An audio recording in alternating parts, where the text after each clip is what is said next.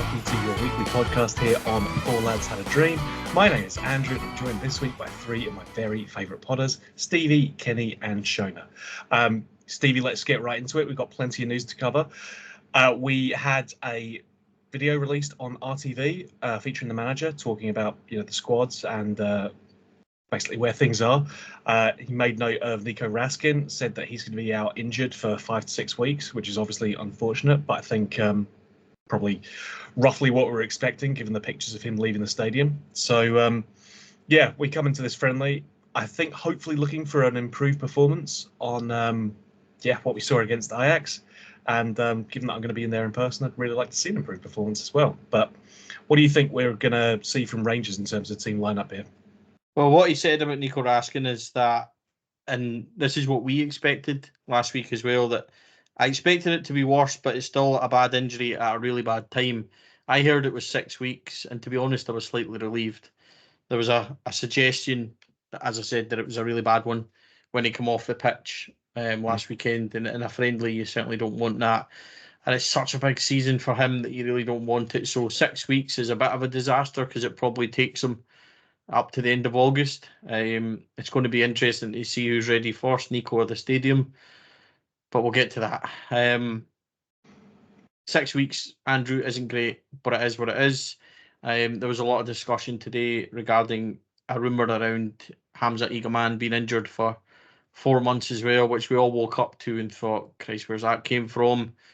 Rangers have said that's not true. So, as far as I'm aware, he has been at the training centre this week.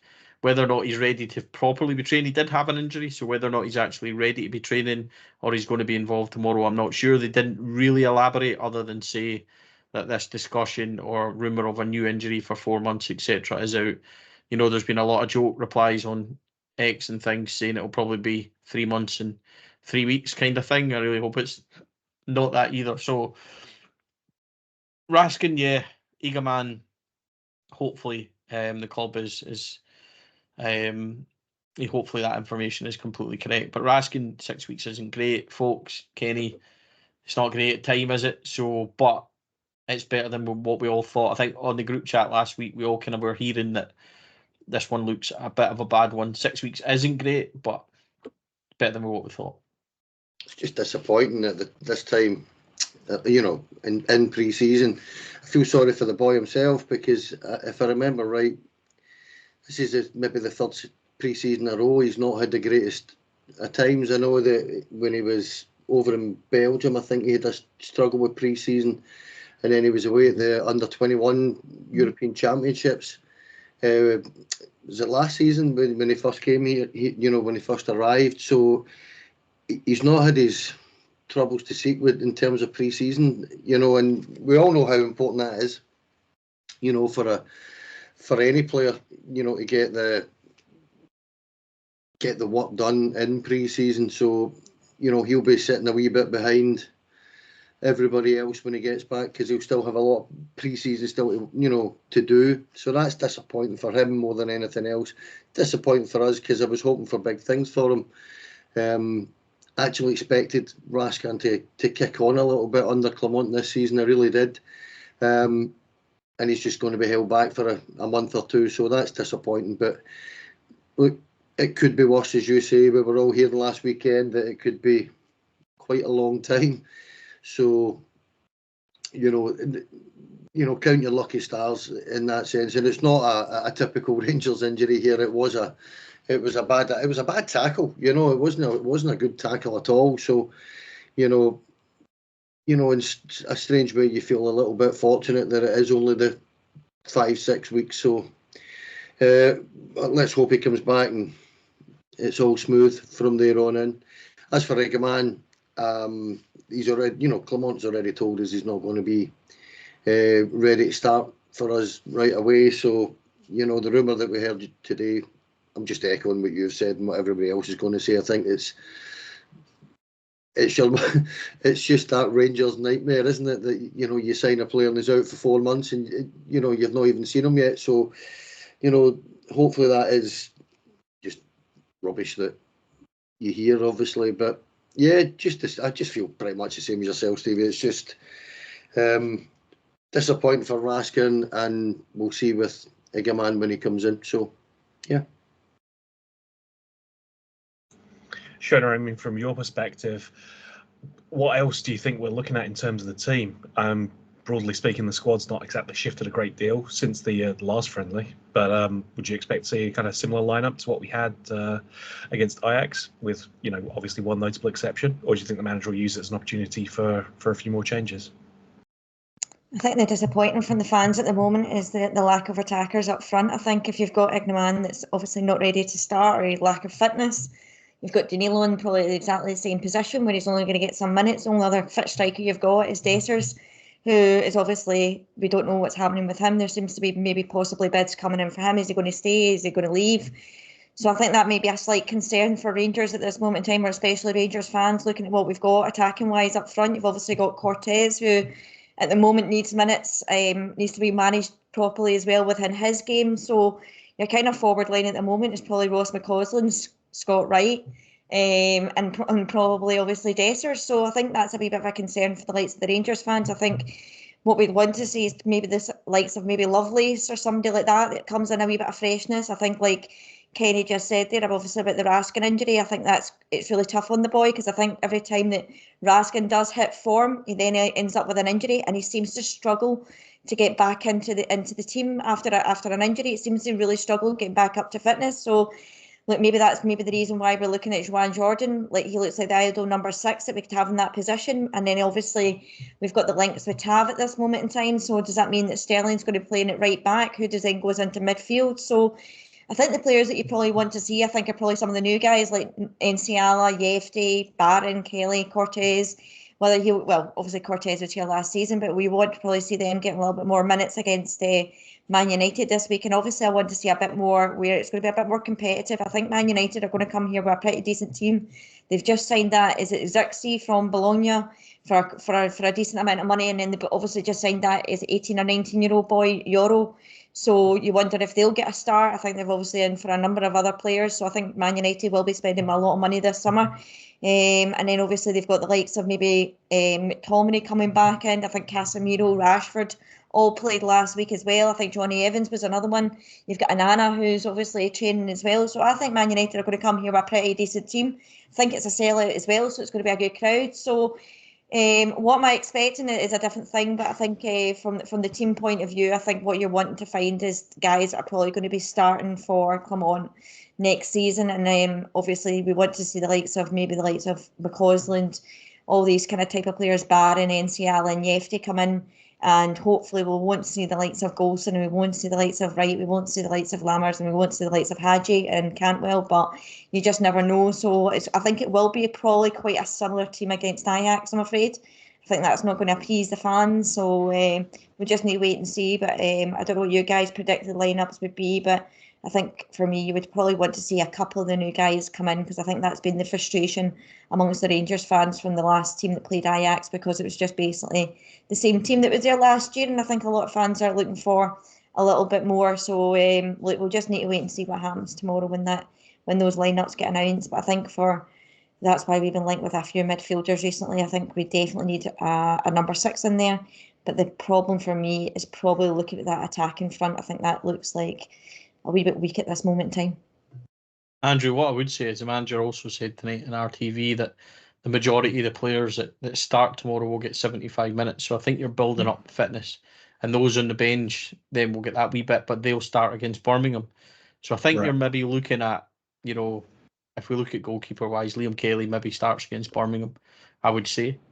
Butland maybe starts tomorrow. And then that gives them both a fair amount of time.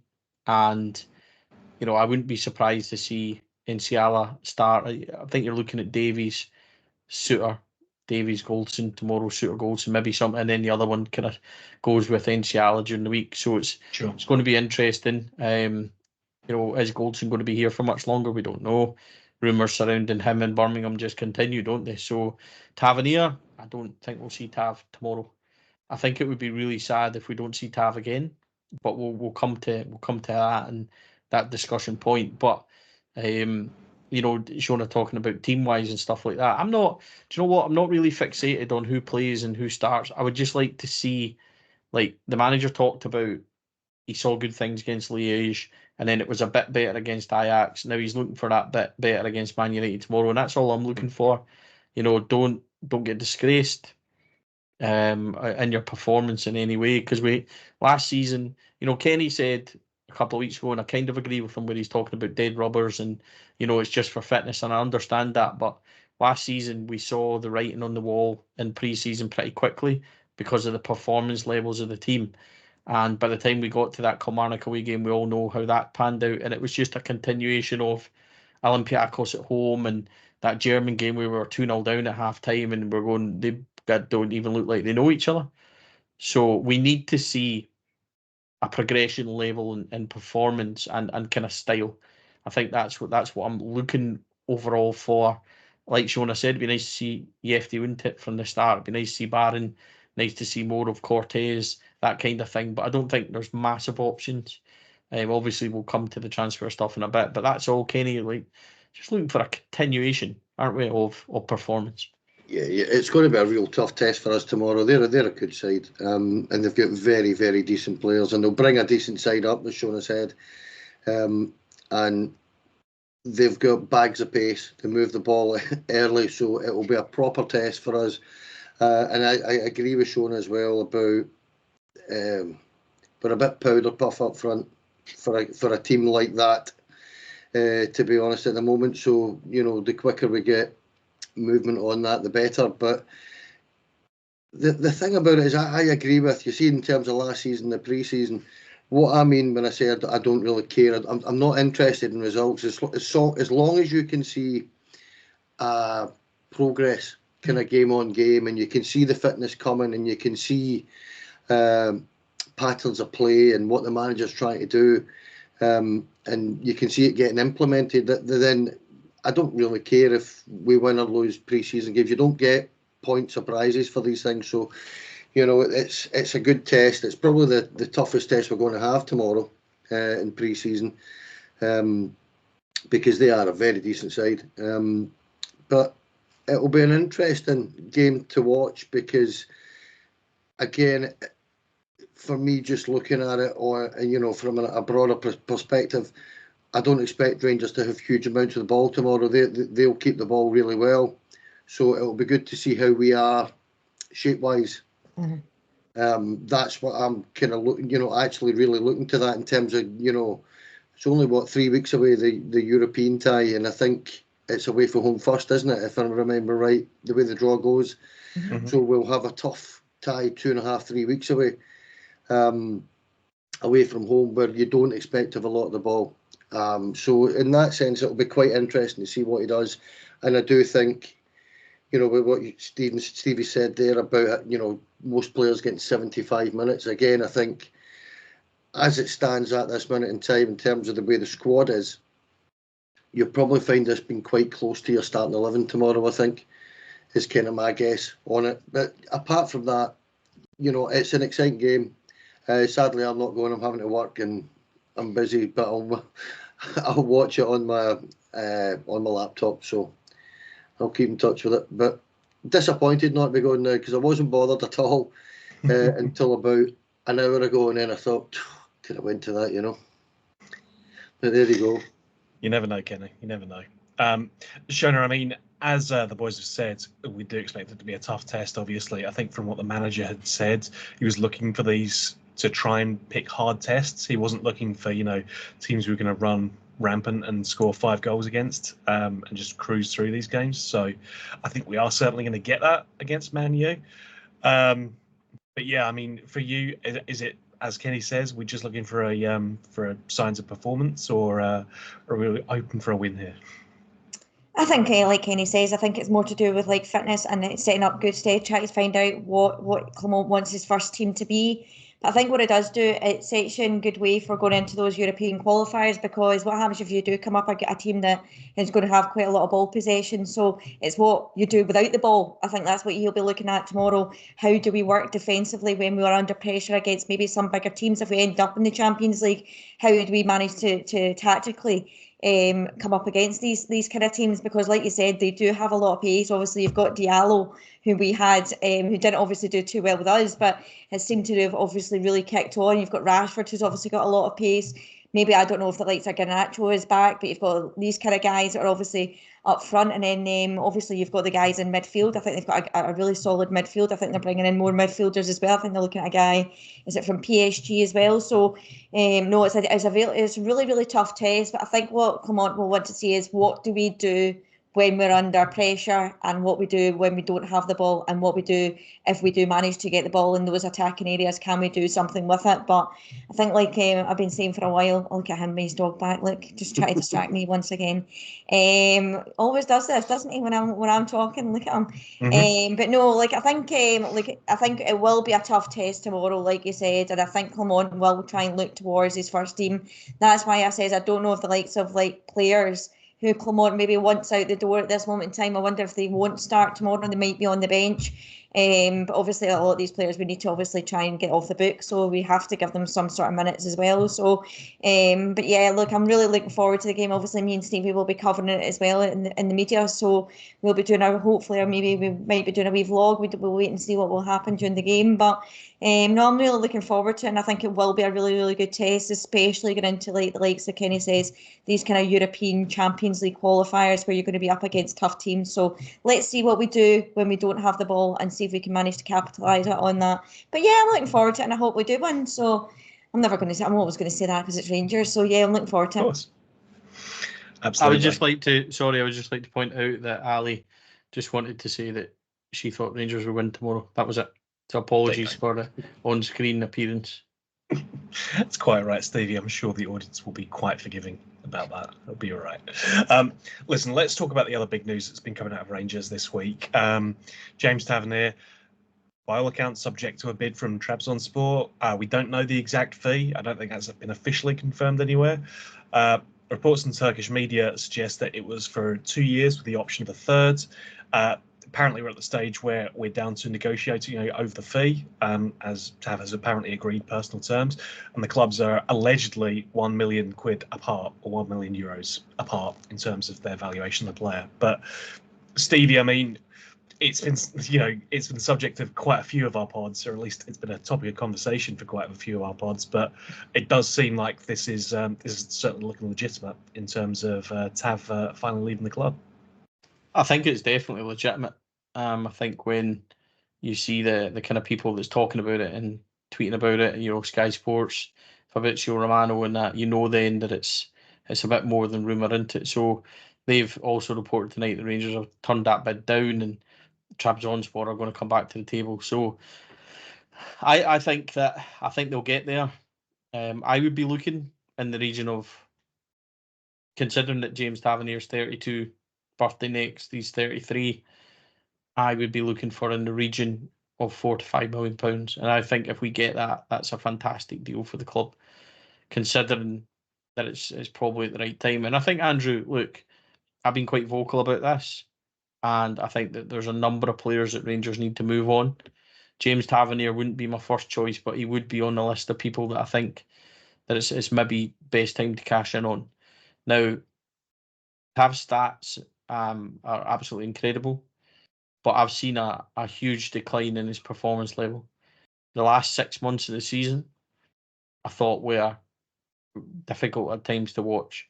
Now, he's run himself into the ground again, playing 50 odd games a season for the best part of 9 years at Rangers, and I think he's been an incredible servant for us. But you can also think that, Andrew, and also think it's the right time for him to be moved on, and that's where I am. And people always say, you come across very anti-Tavernier and stuff. I'm really not. I'm really not anti-Tavernier at all. But I've just seen the standard that James Tavernier can deliver, and I think that he's so far off that at the minute that it makes me worry about going into another season where we're relying yet again on him. Now, yeah, we're going to have to plug his performances and goal-wise, stat-wise, etc. I understand that completely. But there was an argument last night put to me, that you're going to miss James Tavernier's 33 goal involvements. Cyril in the same hand, that same person was telling me that Cyril Desser's 31 goal involvements you wouldn't miss.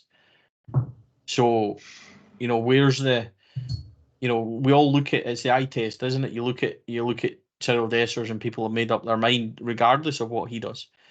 But some people look at James Tavernier and can only see that one side of it, whereas I look at James Tavernier and I'm genuinely concerned about his performance level. So that's only my thinking of it. And look, we're all entitled to an opinion, and everybody's opinion is welcome. And I'm sure this will be one that really splits opinion. So the other way to look at it is as well, Andrew, and what I'm trying to think about, and I'm sure that Kenny and Shona will maybe come in on this as well, that this might be the start of actually beginning to move players on. There's other players being mentioned. If one goes, maybe we can move to get somebody in and then move another. This is how it might actually begin things. So there's a bit of me that hopes that. I still think, Andrew, and I've said it again this week and I'll say it again, that 6 to 8 players could leave Rangers tomorrow and we'll not miss them. And we need to stop paying people so highly. There's talk won't go because he's on such a good contract. So it's difficult. And that's kind of where I am with it at the moment. Tav will be a sad loss if it turns out he goes. But there is a time also when Rangers need to move on from it. And I remember Rangers losing Gascoigne, Laudrup, McCoy, Goff, Gorham, all these kind of players, and Rangers survive, and the next day we go again. So it's going to be a tough one for a lot of people. But I think the time is right. I'm going to come to Kenny in just a second, but just in terms of my thoughts, Tav's been a big part of the club. And for good or for ill, a lot of the bad things about the club have been hung around his neck. He's not solely responsible for them, but he has played a part in them. I agree about the level of involvement, but Stevie, I also agree that his performances over the past 6 months have been that thing that make you, start flashing the warning lights, and you say, look, the best time for both parties, both for the football club as well as for Tav, is probably for him to move on at this stage, because we've been far too guilty in the past of hanging on to players just that little bit too long, just letting them keep hanging around, and then you go past the point where they can generate value for you, and it goes past the point where they are still delivering for us on the pitch as well. We've had innumerous players over the past few years as part of our transfer strategy that have just hung around for too long. So for me, I think it's the right time to go. I think it's a good move for Tav to go elsewhere and find a new challenge. And I think, it's the right time. And I think the writing was pretty much on the wall at the end of the last season, just in that we've kind of reached the end of the road.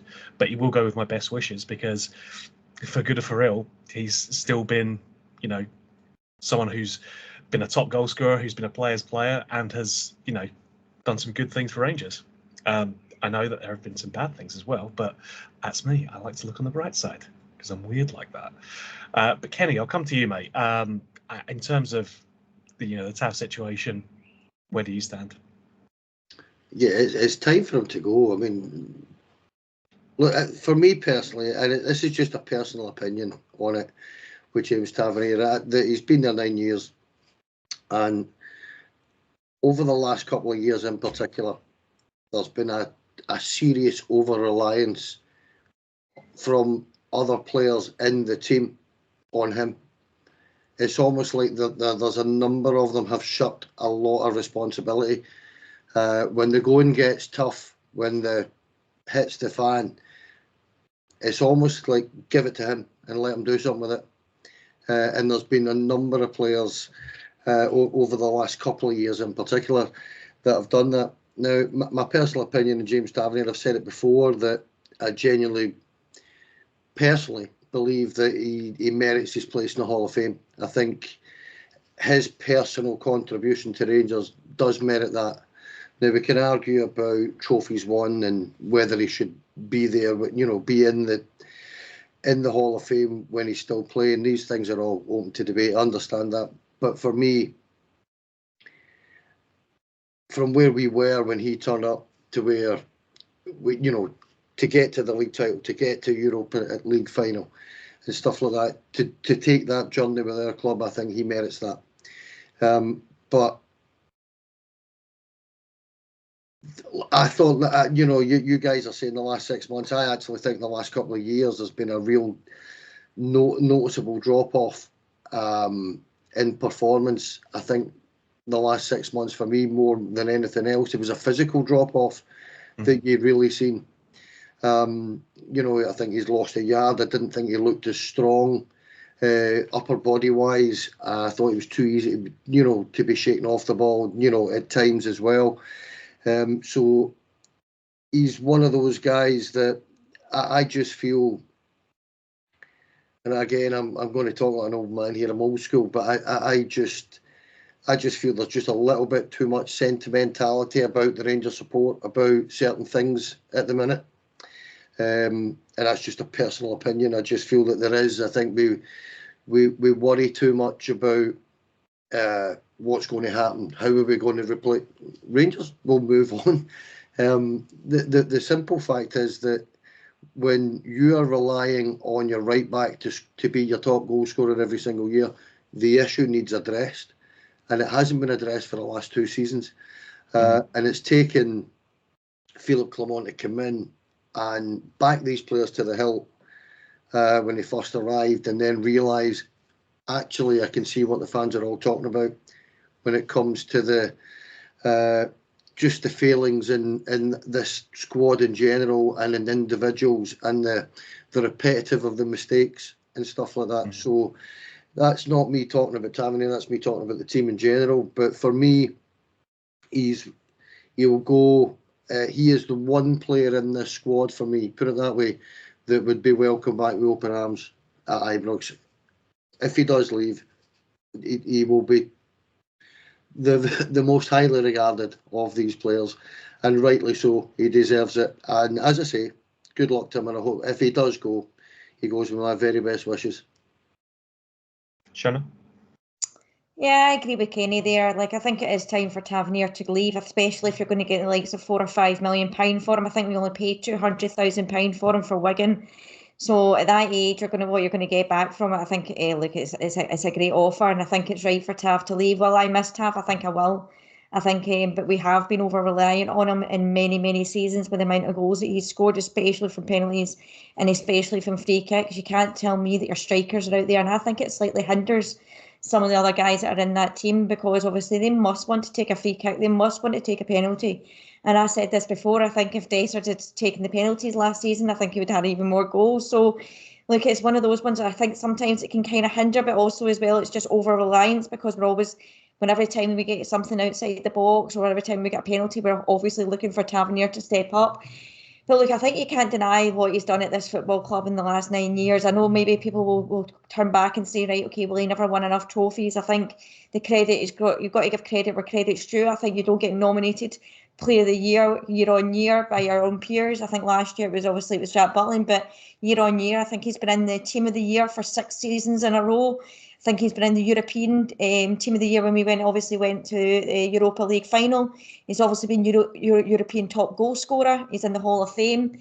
He's got something, is it 131 goals now? I think 125 goals for Rangers, 126 assists, something along those lines anyway, in over 300 appearances. So, look, I think, you've got to move on. I think at the end of the day, he is 33 years of age, or nearly 33 years of age, and if you're going to get that amount of money for him. So, it was only made captain, I think, when Gerrard came in. So, I think the biggest thing for me now, I think, is what now we're going to see from Dijon Sterling, because Dijon Sterling's going to be playing at right back. And I took a wee quote from Dijon Sterling when he was at Chelsea, and he says, right wing back is my pace position. Pace, power, get past my man, whip balls into the box. On the recovery side is getting back and defending one-on-one and not getting beat. So I think that says it all there. I think looking at Dijon Sterling's strengths have probably been that he is strong on the ball. He's very athletic. He's very good on one-on-ones. But I think now it's what does Dijon Sterling do when he goes forward? So not that we should be obviously comparing him to Tav, because I think Tav is one of a kind. I think you want to have a right back that's produced that many goals and that many assists at this moment at this club. So, look, I think it's just a case now, what do we see from Dijon Sterling in that position? But I would hate to see that fans judge or they compare him to Tav, because I think it's really, really difficult to do so. So I think we will see a lot a better defensive side if we have like the likes of Sterling at right back. So it's going to be interesting to see how he does there, because I think we've hindered Sterling's development by playing him in too many different positions last season as well. So look, I think Tav deserves the credit where credit's due for Tav, and I will be sad to see him go. I think every Rangers fan, is a case of careful in what you wish for, but we have to move on. And I think getting that kind of money for Tav, I think you can't knock that kind of money back. And yeah, we'll just need to wait and see, because for me, like, not only is Tav obviously being relied on, but what we need to now see is the guys up front, the attackers in the midfield, providing a lot more when it comes to the in front of goal. I think we've been saying that for far too long. Like you say, we have been relying on Tav, and I think it's now time that your midfield and your attackers step up. So it'll be interesting to see how Clement does that. So, because last season we were only beating teams by maybe 1 or 2 goals, and I want to see us. Technically, we should be scudding teams a couple of goals, 3-4-0. So it'll be interesting to see how Clement manages to adapt that without having to have in the team. And obviously, who's going to now take our free kicks, who's now going to take our penalties. All these things will come into place. But it'll be interesting. I think it's really good that we're going to be seeing these sort of things. So, and who's going to take corners. So this is all going to be new. But I think what we've got to do is we've got to try and be patient with these guys, because if Clement believes in them, it will work. I think that's maybe why he's brought in this coach that's technically quite good at set pieces and tactically quite good at these sort of things. So, but who would your, actually just now, guys, who would your penalty taker be now from now that Tav's left? Well, Tom Lawrence was dead good at, kind of dead ball situations in the friendly. So I know Stevie would be very enthusiastic about that for sure. I mean, you've got the options available, right? You've got plenty of choices across the team. I think I've killed Kenny. But yeah, I mean, the idea should be, I think for me at least, from a traditional perspective, you get one of your strikers to be taking goals. Who knows what height Cyril Dessers could get to if he's got the opportunity to hit penalties every game as well? Because we know, obviously, the SFA are in our pockets, the SPFL board all work for us, which is why we've been immensely successful over the past decade. And so we'll be getting penalties all the time. So Dessers can just stat pad to his heart's content, because it's dead easy to take penalties as well. I mean, we, as Stevie said, I think the idea of Tav going does potentially start getting things moving in terms of some of the money transfers. Obviously, we're at a stage where the majority of the players who've come in have been frees or, converting our loans into full times. So, yeah, it's going to be interesting to see. Tom Lawrence for me, free kicks. He's been great so far on the one that I've seen him take. So I'm sure it'll be great. Stevie, how about you? I would say possibly that our penalty taker and free kick taker and stuff isn't here yet. Andrew potentially. So, there's a lot more business to be done. I've said that and I'll keep repeating it. I think there's a lot more business to be done at Rangers yet. So it wouldn't surprise me to see, a dozen leave this club and come into the club in total. So, there's a lot of work done to be done. What I would say is, rumours again tonight, Yanis Hadji from his agent only got a year left in his contract. He said Yanis will move on. There's plenty of teams interested in him. So that's going to be interesting, because we don't want him walking away for nothing next year. And he's also made that brilliant statement, hasn't he? Yanis is on a very good contract on a lot of money. We need to stop this. Too many players are getting good money at our football club and not contributing enough. So, I think Yanis Hadji, I've seen a stat that he's missed 79 games for us, as well as having a year out on loan. And we just need to stop these kind of deals. It's not good. So, I'd like to see Yanis move. I'd like to see a few more move, Andrew. So there's a lot more to be done. And I'm hopeful that things will start moving. Shona? Yeah, just going back to Stevie's point there, talking about obviously players that are on very high wages. I think me and Stevie spoke about this the other day, but look, it's really, really quite interesting when you look at the likes of possibly Tav going out the door, maybe Cantwell and Golson that will follow suit. So if you work that out over the past, for instance, the last 6 players that have just left, we've saved ourselves over £100,000 a week, well over £100,000 a week. If you take Cantwell, Golson and Tav into that bracket, that's another £100,000 a week. You work that out That cost is £9.6 million a year you're saving, which is unbelievable. And that's before the likes of Hadji, Lammers, Wright, maybe the possibility of maybe Ben Davis leave the club, who are also on high wages, Matondo. I do think the manager quite likes Matondo, so I think Matondo will stay. And I heard that obviously during pre-season that Davis has done quite well, so I typically think that he might stay. But if you look at that, £9.6 million a year you're saving on basically those players. It's just a ridiculous amount of money that obviously we've been shelling out on these players. And yeah, £9.6 million is an absolute joke. Just quickly on that, obviously we don't know definitely what people are on, but Shona's right in what she's saying. If you're, the top line is 30 odd, you're thinking that Tav and Goldson as captain and vice captain are on higher, if that rumour to be true. So 100,000 is quite right. You're obviously going to have people coming in, but the squad, the wage bill is too high. We've talked about that. It's in the region, I think, £42 million.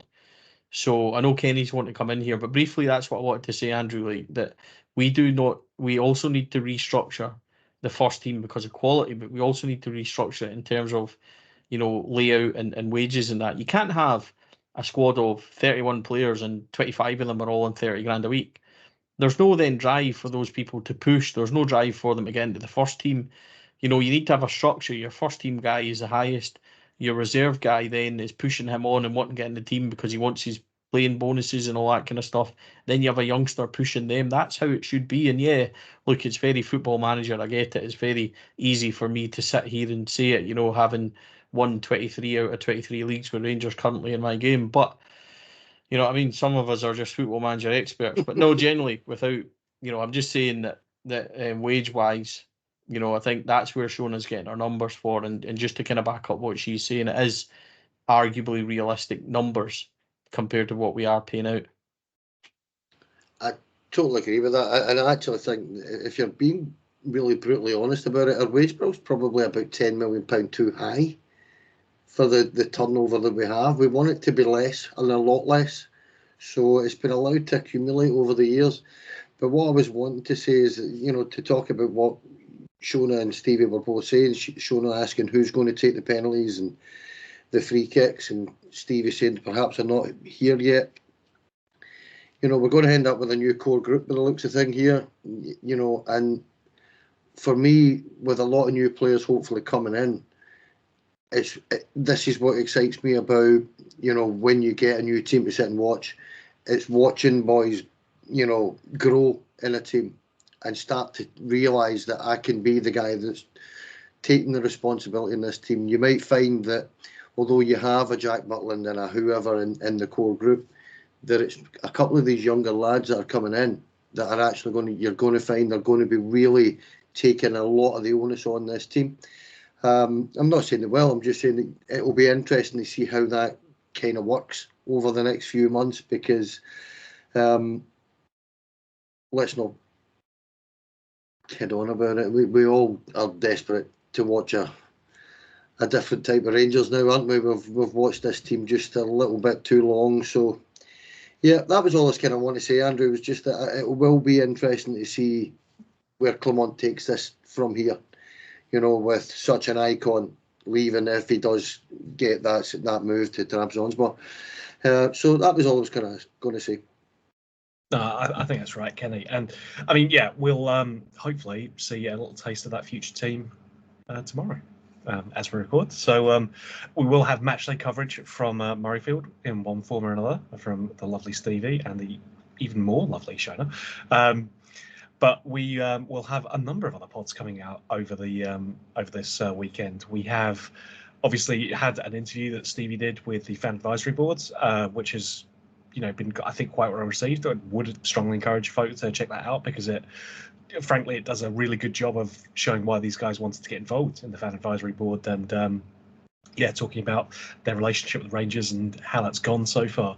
So I know there's been a fair amount of controversy around how some of their meetings have gone so far, let's say that. But it is highly worth listening to for sure. We will also, on Saturday morning, have finally the Black Rooster Challenge coming out. Myself, Stevie and Kenny had an interesting experience at the Black Rooster just down the road from Ibrox. A quiz that was prepared by Shona, which was testing enough. But just to make things more interesting, we then decided to force ourselves to eat very spicy chicken for each round as well, with no drinks. And you'll be able to see exactly how well that went for all of us this Saturday at 7 o'clock. So there should be a little linky to a premiere for it on YouTube on our page. So I'd strongly encourage you to get yourself notified and ready to sit down and watch that. Just a nice little treat for the match at Murrayfield later on. And after the weekend's done, on Monday, we also have a sit-down interview that Stevie did with the director of women and girls football at Rangers. And I think Stevie got on quite well with Donald. I've watched the interview and it is very good. And that'll be one to check out as well. So obviously you can catch all of our content by smashing that subscribe button, the like button, the little bell icon as well. You get little reminders throughout the videos of how exactly to do that, which is very exciting. And we would strongly encourage you to check all of that out. Nothing more to do but to thank my three lovely co-hosts. First of all, Shona, always a pleasure. Always a pleasure, never a chore, and I'm surprised. I think it might come out in the next couple of seconds, but about this questionable refereeing performance for the 5th week in a row. So I think somebody's been a bit bitter about the fact that they lost to this challenge. So yes, I'll pass over to you, but thanks very much for tonight, Andrew. No worries at all, Shona. Kenny, always a pleasure, mate. And again, always appreciate your insights on these pods. Thanks, Andrew. And cheers, guys. Really enjoyed that. Good chat. Thank you. Finally, so last but certainly not least, Stevie, you've been a busy boy. So I tell you to stop because it's making more work for me, but it seems to be doing really well. So I can't really fault you for that. Put my mute. Yeah. Enjoying it. Thanks everyone for their continued support and everybody. It's overwhelming actually. Thousands of people watching our channel is incredible. We have a lot of fun doing it. I hope that comes across. I seen somebody saying a comment a couple of weeks today. 4 people even like each other. We're actually all remarkably close and very friendly. So some days it's just more difficult to talk about Rangers than the other. And as for questionable refereeing, I've got none to say on that. I'll just let the footage tell. Footage never lies, Andrew. So that's all I'm going to say. Especially if you've got thank you to Black Rooster like me. Yeah, yes. Thank you for Black Rooster for having us along. Obviously, it was a whole lot of fun with you guys, and looking forward to content coming up. The Rooster one's well worth a watch if you want to laugh. Donald Gillis interview is brilliant with an insight in what he's trying to do for women's football. We tried to get some information on signings and things as well. So we did our best with that, talking about Arsenal coming up and things for the women as well. So yeah, there's a lot in there, and it's hopefully the first of what will be a number of interviews with the club this year. And as we, the bigger this podcast gets, the more subs we get, we can go to Rangers and say, look, this is what we're doing. Can we get something else? And if it's worth it for them and worth it for us, then we'll get it. So the more people watch and subscribing really helps us. So thank you, everyone. Yeah, can only echo what Stevie said. As ever, your support amazes and astounds me.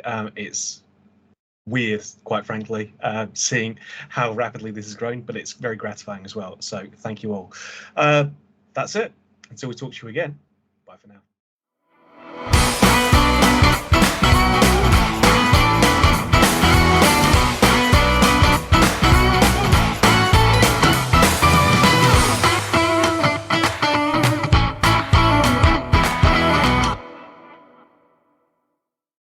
Four Lads podcast is sponsored by Rhino Express, Clydeview Joinery, Athol Industrial Solutions Limited, and CSD Air Conditioning, along with Art of Gold.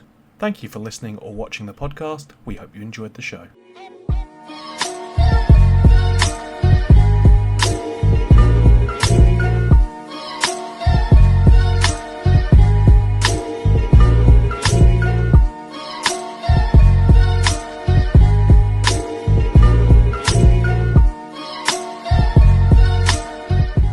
Remind me and I'll cut that together tonight and send it over to you. Andrew, see tonight? Can you send that stuff over to me? Cool. Okay.